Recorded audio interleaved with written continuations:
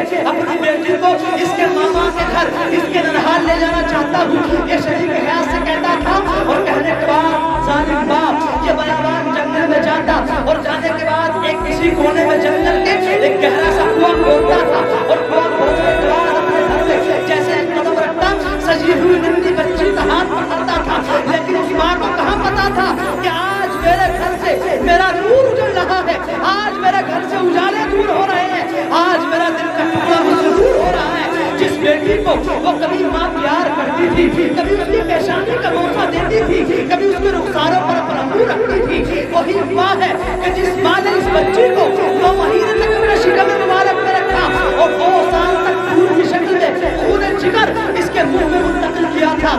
آج اس ماں کو کہاں پتا تھا جس بیٹی کو لاڈ پیار کرتی تھی آج مجھ سے دور ہو رہی ہے, آج میرے گھر سے نور کا اجالا ختم ہو رہا ہے, آج میرے دل کی تحریر پوری ہو جائے گی. اللہ اکبر. اس ماں کو تو نہ پتا تھا ظالم باپ بچے کا ہاتھ پکڑتا بیابان جنگل میں جس جگہ پر کنواں کھودا ہوتا تھا اس جگہ پر لے جاتا تھا اور لے جانے کے بعد کنویں کے بنیاد پر کھڑا کرنے کے بعد بچی سے کہتا تھا میری بیٹی ذرا کنویں کے اندر جھانک کر کے دیکھو.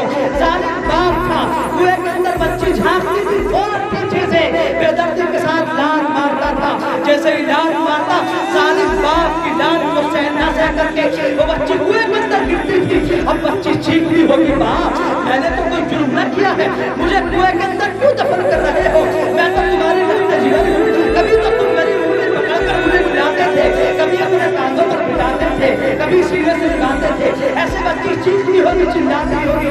لیکن عرب کے ماحول میں یہ ظالم باپ بچی کو اوپر سے مٹی ڈالتا تھا, مٹی ڈالتا جاتا تھا اور بچی کو زندہ کر دیتا تھا. اللہ اکبر. یہ کب تک ہوتا رہا جب تک عبداللہ کا بیٹا دنیا میں نہ آیا, جب تک آمنہ کا لال دنیا میں نہ آیا. لیکن جب سرکار مصطفیٰ اس دنیا کے اندر تشریف لے تو سرکار نے آنے کے بعد ارشاد فرمایا لوگوں جس کو اللہ تبارک و تعالیٰ 3 بیٹی عطا فرمائے اور ان کی پرورش کرے تو اللہ تبارک و تعالیٰ اس باپ کو جنتی بنا دیتا ہے. صحابہ نے عرض کی یا رسول اللہ اگر کسی کے 2 بیٹیاں ہو, سرکار نے فرمایا تب بھی. عرض کی گئی یا رسول اللہ اگر کسی کے 1 بیٹی ہو, فرمایا ہاں تب بھی.